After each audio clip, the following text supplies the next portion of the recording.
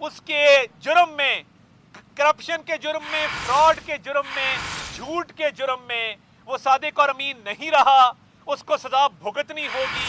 اور مجھے بھی اطلاع ملی ہے کہ عمران نیازی کو گرفتار کر لیا گیا ہے اور 3 سال قید کی سزا اور 1 لاکھ جرمانہ جو سنایا گیا ہے، یہ سزا اب کاٹنی پڑے گی۔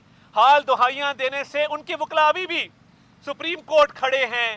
سپریم کورٹ میں کیا لینے گئے ہو؟ یہ بار بار اعلیٰ عدالتوں کے دروازے کھٹکھٹانا، کورٹ میں کھڑے ہو کے کہنا ہماری بات سنی جائے۔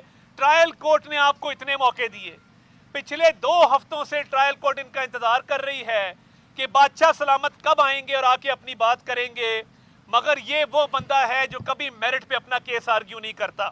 یہ ہمیشہ ٹیکنیکل بنیادوں پہ، تکنیکی بنیادوں پہ اپنا کیس آگے لے کر چلتا ہے کہ مجھے سٹے آرڈر مل جائے، مجھے 4-5 مہینے اور مل جائے، میں سزا سے بچ جاؤں۔ مگر کیونکہ چوری کی تھی وہ ثابت ہوئی ہے، نان ڈیکلیریشن ثابت ہوئی ہے، کرپشن ثابت ہوئی ہے، یہ سرٹیفائیڈ کرپٹ ثابت ہوا ہے۔ اور اللہ تعالیٰ کا شکر ادا کرتے ہیں، اللہ تعالیٰ کے آگے اپنا سر جھکاتے ہیں کہ اس مالک نے، اس پاک پروردگار نے اس شخص کو اس کا آج سر نیچا کیا ہے کہ جو راستے مدینہ کا دعویٰ کر کے یہ چوریاں کرتا تھا، مسلم امہ کا لیڈر کہلوا کے اپنے آپ کو دوست ممالک سے آئے تحفے بیچ دیتا تھا، ان کے پیسے کھا جاتا تھا۔